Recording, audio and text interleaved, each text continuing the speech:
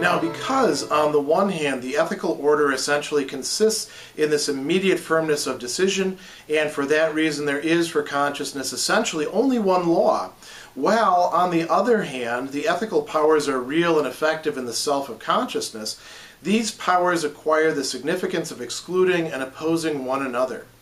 In self-consciousness, they exist explicitly, whereas in the ethical order, they are only implicit.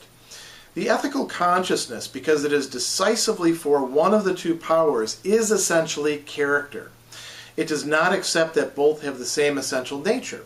For this reason, the opposition between them appears as an unfortunate collision of duty merely with a reality which possesses no rights of its own.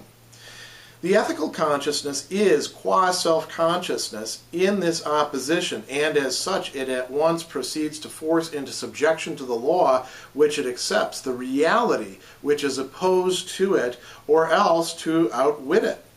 Since it sees right only on one side and wrong on the other, that consciousness which belongs to the divine law sees in the other side only the violence of human caprice, while that which holds to human law sees in the other only the self-will and disobedience of the individual who insists on being his own authority. For the commands of government have a universal public meaning open to the light of day. The will of the other law, however, is locked up in the darkness of the nether regions, and in its outer existence manifests as the will of an isolated individual, which, as contradicting the first, is a wanton outrage. Here in paragraph 466, now in this section, we're going to see emerge for the first time the conflict between these two ethical powers, the law of the family and the divine on the one hand, which is corresponding to a kind of hiddenness. Hegel has also aligned this with the feminine. And on the other side, the human law, the law of the government, the community, that which is manifest and open. Here he's arranging them in the conflict that they're going to now engage in. And notice that what's happening here, he tells us, is a kind of mindset on the side of consciousness that lines up on one side with one law or one power against another. And there is a hint here that there's something else going on the part of other self-consciousnesses, but the ones that matter the most are splitting themselves onto one field or another, taking a side, you could say. So he tells us that this arises because this ethical consciousness is marked by a kind of firmness, a kind of resoluteness of decision. So he tells us that because of this, there is for consciousness essentially only one law. And in the past paragraphs, what we've seen is the recognition of multiple laws, two laws at the very least. And there was a kind of not quite reciprocity, but at least grudging acknowledgement of each side's somewhat legitimate demands or requirements. Here, each of the ethical consciousnesses is saying, no, we are the only law, we are the only norm that matters. So he says, on the other hand, the ethical powers are both real and effective in the self of consciousness. But these powers acquire the significance of excluding and opposing each other. So he talks about them as pushing each other out and as being set in opposition with each other. So this is a really key idea, entgegengesetzt here. He tells us that what is happening is that they're acquiring significance, they're acquiring meaning by doing that. And he tells us that they exist explicitly in self-consciousness. So what we have here is that, on the one hand, other people can look at this and see, well, there are both of these. But insofar as somebody is acting, and we saw how important the act, the tat, is going to be here in fully committing. Insofar as somebody is fully committed to either the human law or the divine law, they literally become unable to see the other law or power as something ethical. The ethical gets subsumed entirely onto their side. So, he tells us that the ethical consciousness is decisively for one of the two powers. And here he says that it's essentially character. This is something that will be followed out a bit more in later sections and in later paragraphs.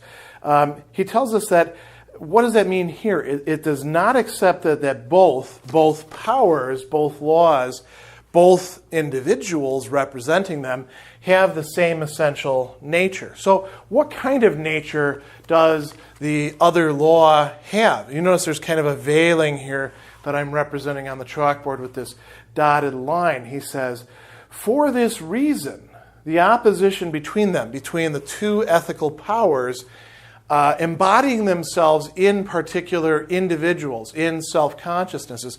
For this reason, it does not have the nature of two powers confronting each other, maybe divvying up their turf, or grudgingly, as I put, acknowledging each other's legitimacy. No, the other is seen as illegitimate.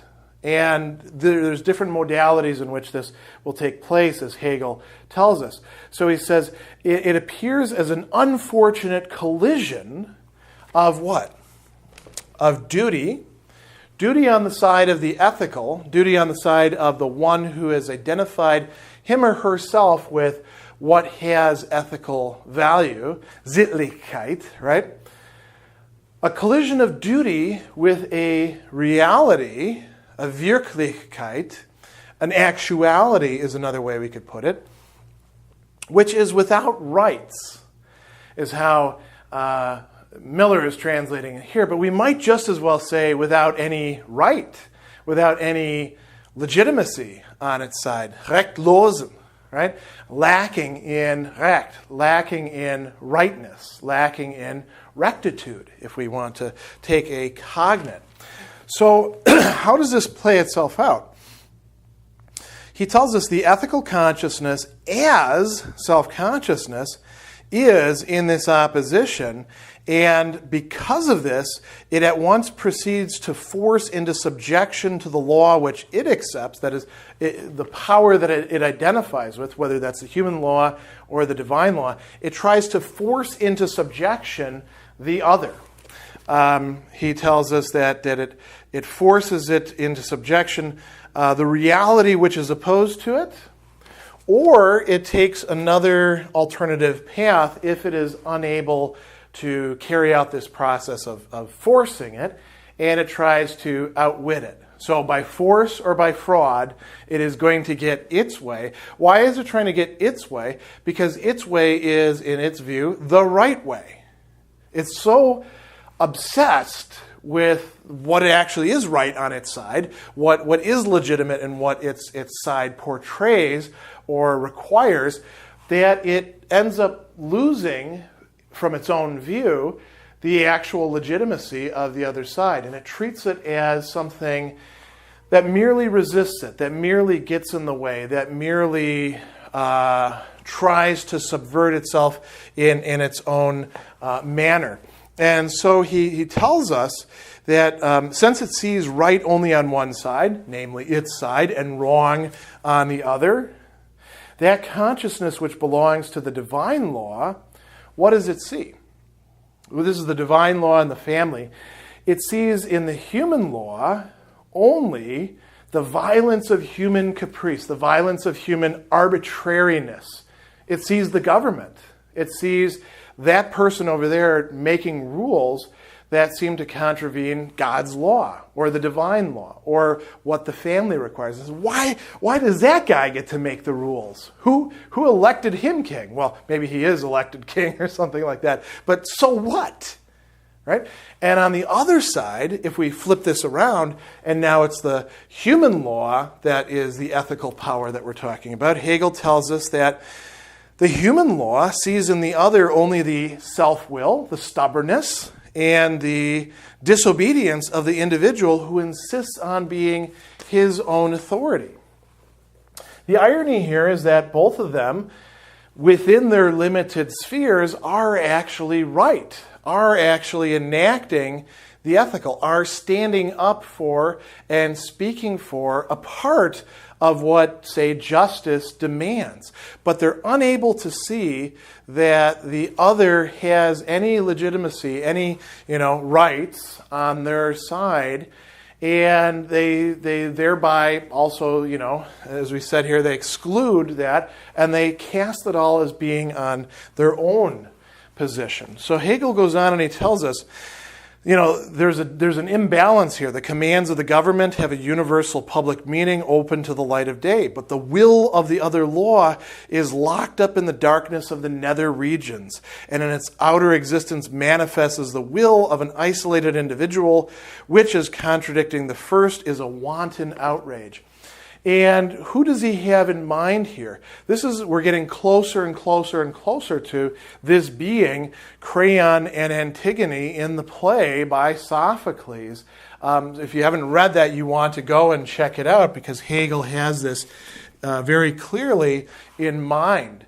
But what we've got here are two different ethical powers that now we've sketched out quite sufficiently, the human law and the divine law, embodied in the action of individuals, unable to come to terms with each other except as something perverse, something wrong confronting them.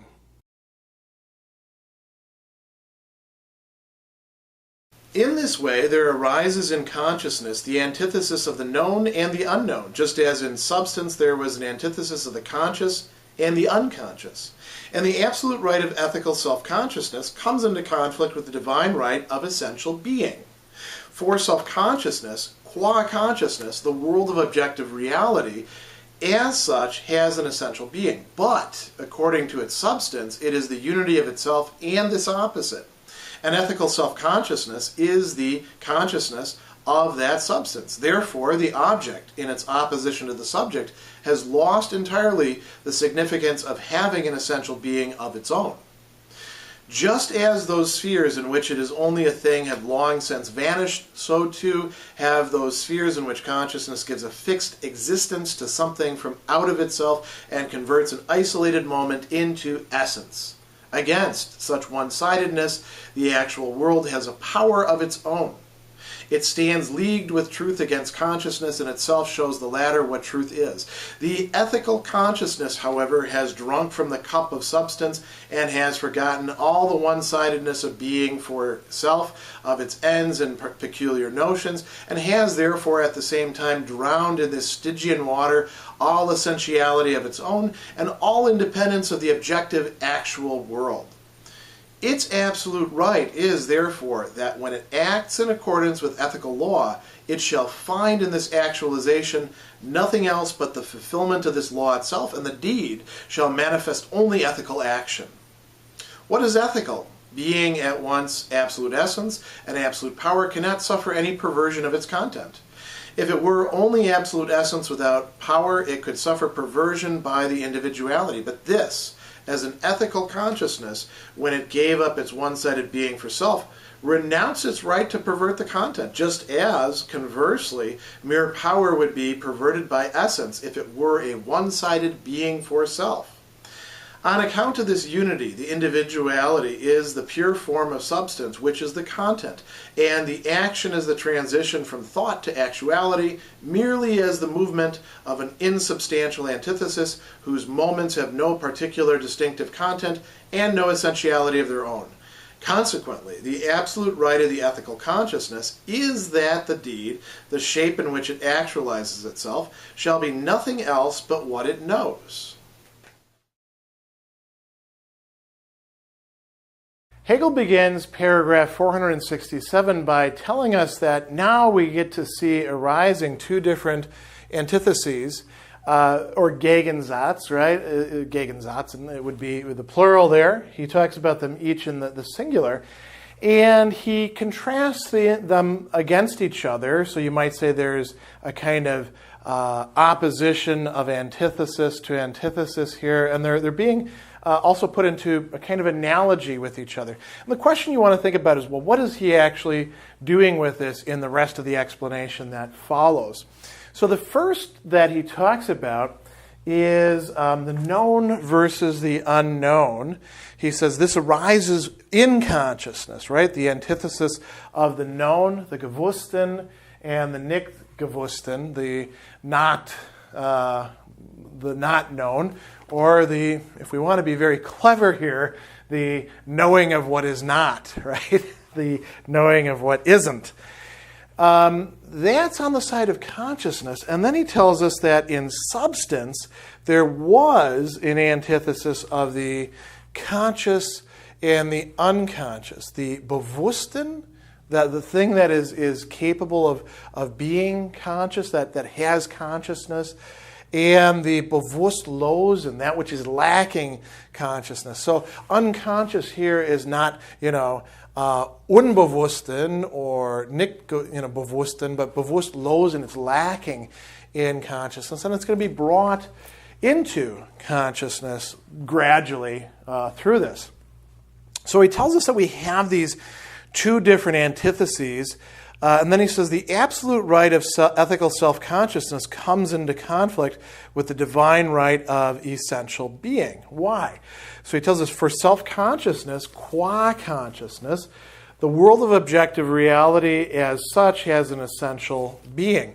Now, notice what we've got set up here. We're re-invoking these distinctions that we have developed long ago in the consciousness and self-consciousness section. So self-consciousness is not only, for itself and self-conscious and reflexive and all this other nice stuff, but it is also consciousness of a world of objective reality. And here, gegenständliche Wirklichkeit, a world of actuality that presents itself as in the mode of objects, you could say. Gegenständliche here.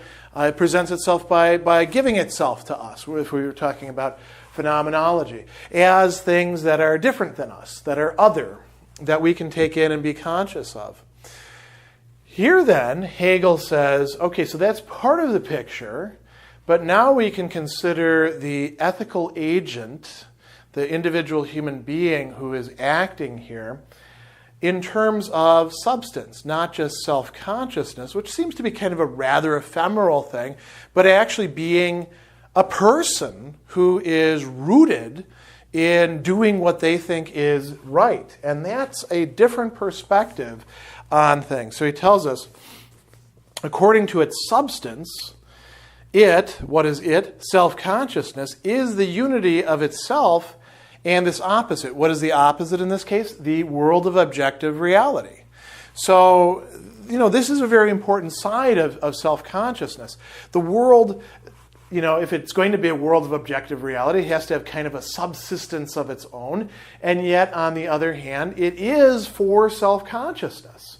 It is for the consciousness that can say, this is my world. And now when we're talking about ethical action, we're going beyond what was going on in the consciousness section, from sense certainty all the way to force in the understanding, and even what was going on in the self-consciousness section, where it was another self-consciousness that it was dealing with. Now we're talking about a world of objective reality that is a social, cultural world that it is dealing with. So he says that, therefore the object in its opposition to the subject loses entirely the significance of having an essential being of its own. It is for self-consciousness. And then he says, just as those spheres in which it is only a thing have long since vanished, so too have those spheres in which consciousness gives a fixed existence to something from out of itself and converts an isolated moment into essence, into what matters, right? Now, consciousness or self-consciousness as ethical consciousness, it has that. It doesn't have to try to manufacture it out of itself, as we saw in the previous stages in reason and even implicitly in what was going on in the self-consciousness section. Now, it has an ethical duty, a sittliche Pflicht, as we could say, and it has to follow that. Hegel presents this as being a movement of absolute commitment that is going to come with some implications, or we might say some outcomes that necessarily follow from that. So he says, against such one-sidedness, the actual world has a power of its own. So what is the one-sidedness here? Self-consciousness trying to say, well, the world is just for me. And the world resists it and says, no. This isn't all about you. Let's not lapse into something like a solipsism. Punches you in the nose and says, look, things are the way they are, and you better adjust yourself to them, not expect the world simply to adjust itself to what you want it to be. In the case of the ethical self-consciousness, though, he says that there's something going on that's quite different. He says, in the other case, the world has a power of its own. It stands leagued with truth against consciousness, and itself shows the latter what truth is. Because self-consciousness thinks it has the truth, and the world says, no, here's what the truth is. But ethical consciousness, he says, has drunk from the cup of substance. Now that's a very interesting way to put it, isn't it? It is dreamt from, not dreamt, it has drunk from the cup of substance. It has understood its own substantiality. And he compares this to the river of Lethe, which is forgetfulness, which is the river that if you drink from, you forget everything before that, other than perhaps your character, who it is that you are at the core. So what is self-consciousness forgotten? It has forgotten the legitimacy of everything other than the demands of the ethical upon it in its own particular mode, as either what the divine law tells it or what the human law tells it. So he goes on and he says, the ethical consciousness is drunk from this cup and has forgotten all the one-sidedness of being for self, of its own ends and peculiar notions, the things that are distinctive to that individual. It's stripping it away. It's becoming universal, or at least a universal that is going to resist and stand up against another universal and not even count it as a universal. So he says, it is therefore at the same time drowned in this Stygian water, all essentiality of its own, and all independence of the objective actual world. Now remember that this is not just a world of objects like, books and clothing and chalkboards. This is an objective actual world of other persons and of other ethical norms besides just the ones that this person, this self-consciousness, this individual is operating according to and attempting to impose. So they've forgotten that this other side possesses some reality and some validity of its own. He goes on and he says, its absolute right is, therefore, that when it acts in accordance with ethical law, it shall find in this actualization nothing else but the fulfillment of this law itself, and the deed shall manifest only ethical action. What is Hegel saying there? When somebody really is single-minded, or we might even say not just single-minded, but rather of one heart, or has a unified will in terms of what the duty that they're trying to enact, to follow, in relation to the rest of the world is motivated by the ethical demands of either the divine law or the human law. When they have that singleness of purpose, of intention, something happens. Something transforms it. We can look at it from the outside and say, that person is crazy. They're not taking into account all the other factors in the situation. And we're right, in a sense, to say that. But if we think that's only what's going on, we're actually missing out on something that Hegel thinks is absolutely essential here. So let's go on and see what else he says. He says, what is ethical? Being at once absolute essence and absolute power. This is really key, he's going to stress. Absolute essence and absolute power.